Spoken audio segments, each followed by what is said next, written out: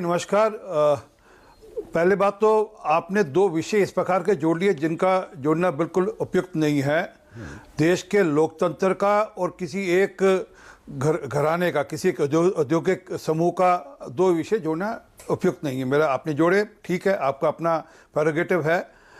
दूसरी बात, वो संसद के बाहर बोले और संसद के बाहर फिर माफ़ी मांग सकते हैं। कोई ये नहीं कि संसद के अंदर आकर ही माफ़ी मांगनी है, वो संसद के बाहर भी माफ़ी मांग सकते हैं। कोई रोक थोड़ा है, और उनको बोलने के लिए कोई रोक नहीं। उन्होंने अगर अपनी रिक्वेस्ट भेजी होगी किसी एक पर्टिकुलर कानून के अंतर्गत कि मुझे इस कानून के अंतर्गत मुझे बोलने की छूट दी जाए पार्लियामेंट्री नॉर्म के अंदर, तो उनको छूट मिलेगी, उसमें कोई और इशू नहीं है। परंतु माफी मांगने के लिए उनको संसद की क्या जरूरत है, जब वो देश को बदनाम कर सकते हैं। संसद में ही तो ये आरोप लगा रही है आपकी सरकार, 4-4 मंत्री आरोप लगाते हैं, संसद में ये बात कही जाती है, तो जिस पर आरोप लगे उसको संसद में सफाई देने का मौका नहीं मिलना चाहिए।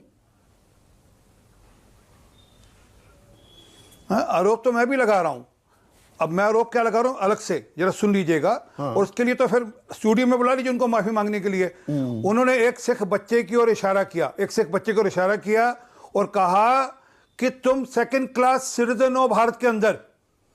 मैं इस पे घनघोर आरोप लगा रहा हूं इन पर, और इस पे मुझे सीरियस ऑब्जेक्शन है, घनघोर ऑब्जेक्शन है कि कैसे आप देश में विदेशी धरती से आप देश में डिसहार्मनी क्रिएट कर रहे हो।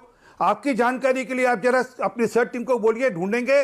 आज सारे खालिस्तानी उसको कोट कर रहे हैं कि हिंदुस्तान के अंदर सिख सेकंड रेट सिटीजन है, सेकंड क्लास सिटीजन है। आप सब वो करते हो जिससे हमको दिक्कत होती है। मतलब हम देश पर गर्व करते हैं, देश हम पे गर्व करता है। आपने हमको सेकंड क्लास सिटीजन बना दिया।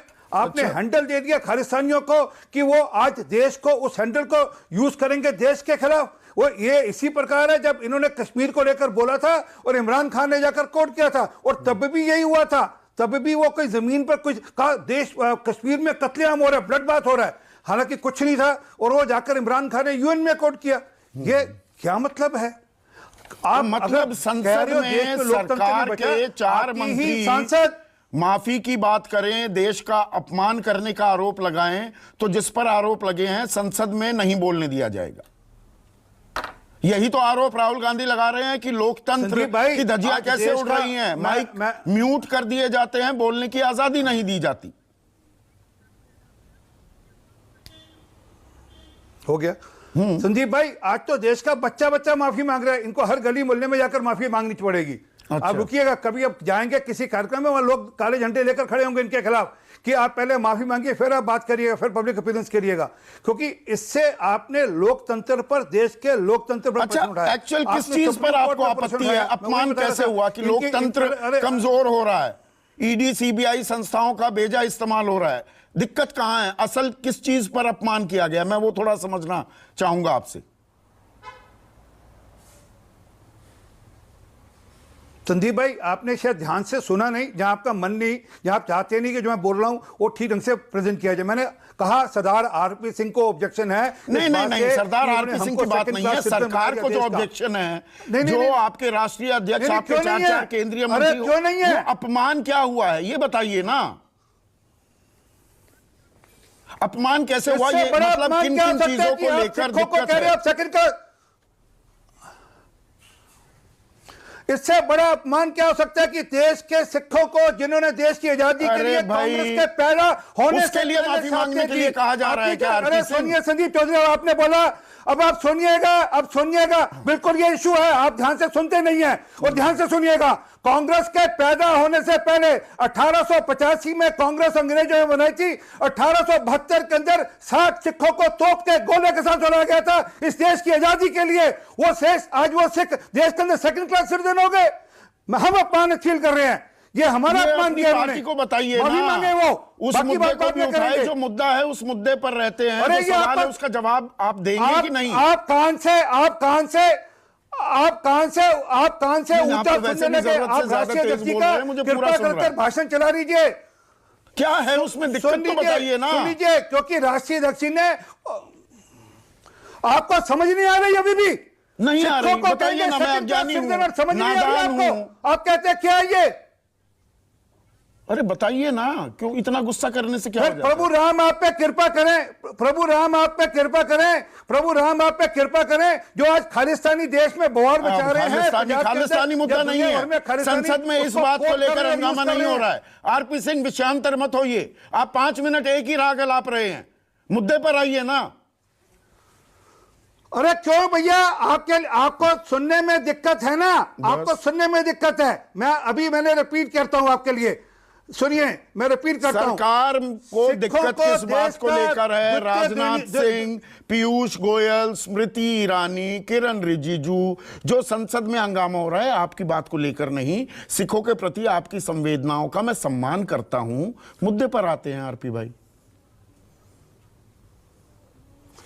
अरे भाई, आपने ध्यान से सुना नहीं संदीप भाई, आप ध्यान से सुनो। उन्होंने भी ये इशू उठाया, मैं बाकी इशू भी जा रहा हूं, परंतु ये इशू भी उतना अच्छा, ये हो गया, आगे चले। बैठकर आप देश में वेमनस्य फैला रहे हैं। कैसे? वही मैं जानना चाह रहा हूं।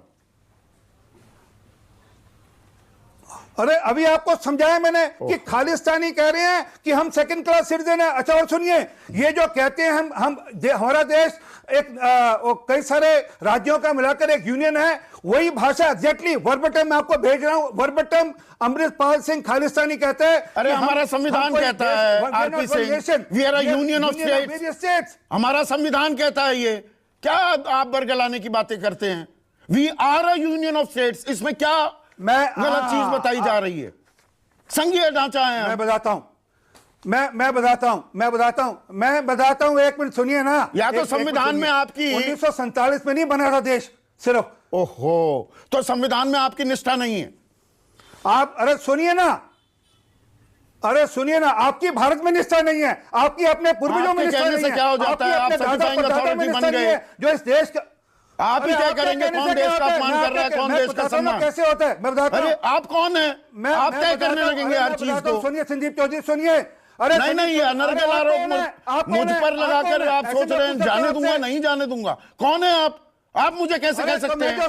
मेरी देशभक्ति पर आप कौन होते हैं सवाल उठाने वाले? ध्यान से सुनिएगा फिर। हाँ। अरे सुनिए ना, 1947 से देश नहीं बना, ये देश 1947 में नहीं बना।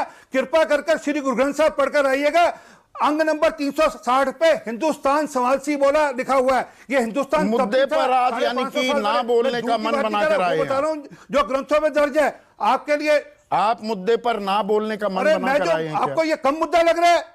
आपको ये कम मुद्दा लग रहा है? पार्टी से कहिए, सरकार से कहिए, संसद में जो हो रहा है, संसद में जो हो रहा है उस पर बोलेंगे। अरे सुनिए, 5वीं बार आपसे कह रहा हूं संजीव चौधरी, एक मिनट सुनकर सुनिएगा, आप भाग जाएंगे, सुनिएगा। मैं नहीं भागने वालों में से हूं। सिखों का कत्ल कराया राजीव गांधी ने दिल्ली के अंदर, 3000 सिखों का। आपके मानने से क्या होगा? 3000 सिखों का कत्ल कराया। इनकी दादी ने 30,000 सिखों का कत्ल कराया पंजाब के अंदर। हम फिर भोगेंगे इनके चलते हुए? हम इनके कारण से फिर क्यों भोगेंगे? गुजरात दंगे भी हुए इस देश में। देश के लिए ये एक तरह की तस्वीर मत यहां पर पेंट कीजिए। 2002 में गुजरात दंगे हुए, वो क्या थे? वो क्या थे? वो दंगे थे। वो कत्लेआम नहीं था। वो कत्लेआम नहीं था। वो नस्ल खोशी नहीं थी। वो एक तरफा अरे सुनिए ना, वो कैसे राजीव गांधी जब कहते हैं जब बड़ा पैर गिरता है तो धरती हिलती है, और जगदीश शेखर के साथ घूमते हैं दिल्ली की सड़कों पर मार्चिंग करने के लिए कौन कौन से सिख बच्चे हैं। तो वो आकलन पूरा सही सटीक करते